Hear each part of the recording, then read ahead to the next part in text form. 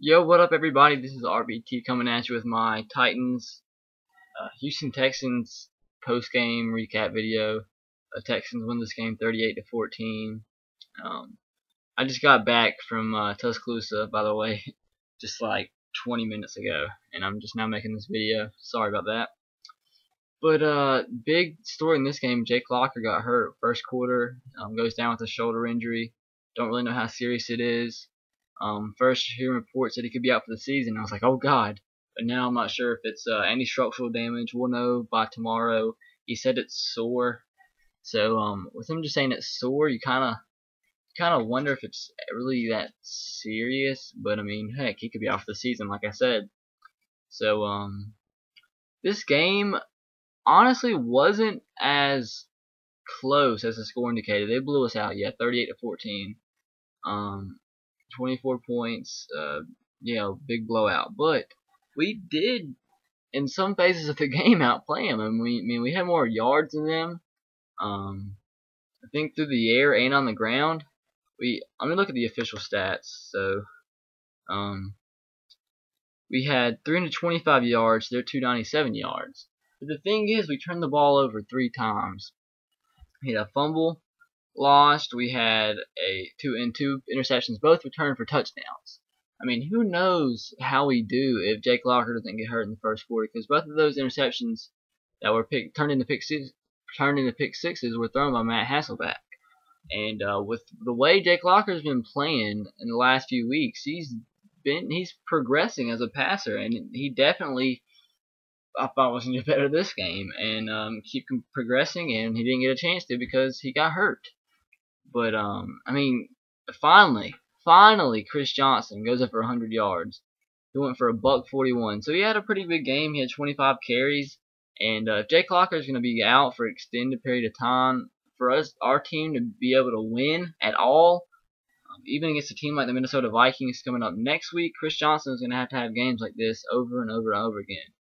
And hopefully that's the case. I really, really hope so. And it wasn't no fluke. He didn't. It wasn't just like in the past where he'd have over 100 yards, but one of the runs was like 70 yards. No, his longest carry in this game was 19 yards.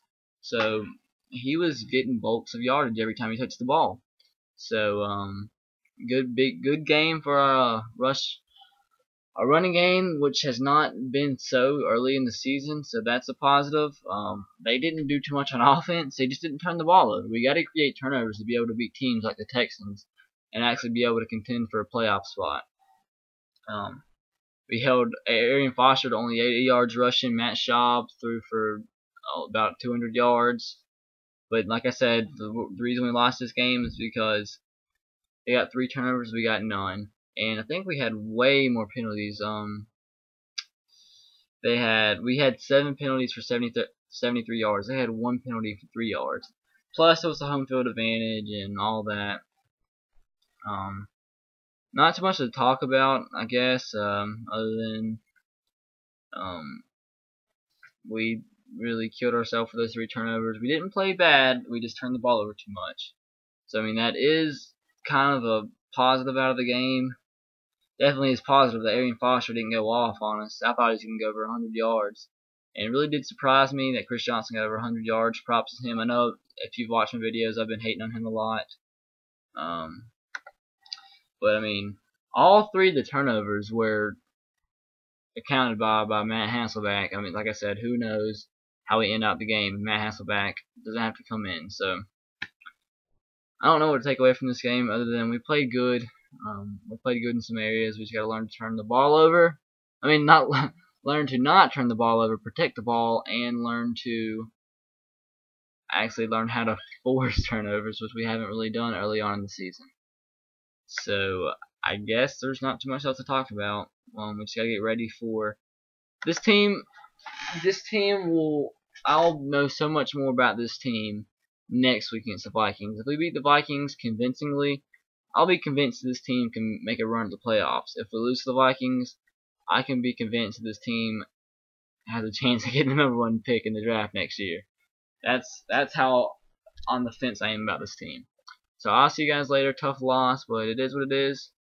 I'll come at you with a Titans video on Wednesday and I'll come at you with the rest of my NFL recap later tonight. So I'll see you guys later, and as always, roll tide, go Sox, and go Titans. See you. I'll see you later.